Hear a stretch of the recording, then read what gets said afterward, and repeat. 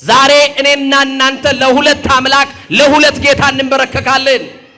አንዱ እግዚአብሔር ነው፣ ሌላኛው ገንዘብ ነው። አንዱ እግዚአብሔር ነው፣ ሌላኛው ስልጣን ነው። አንዱ እግዚአብሔር ነው፣ ሌላኛው ዝናችን ላይ ነን።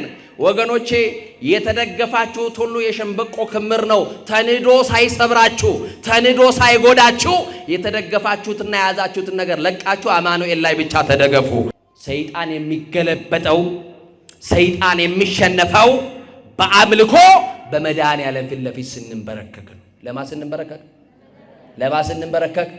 ለሥላሴ ስንበረከክ።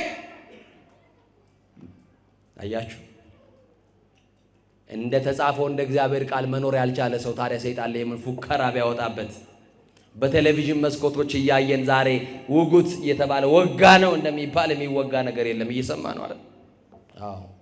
ለኢትዮጵያውያን ከእንግዲህ ስደቱን በቃ ይበለን። ለኢትዮጵያውያን ጦርነቱን እግዚአብሔር ከእንግዲህ በቃ ይበለን። ከእንግዲህ ለኢትዮጵያውያን መለያየቱን በቃ ይበለን። ጥላቻውን በቃ ይበለን። መከፋፈሉን መገዳደሉን እግዚአብሔር በቃ ይበለን።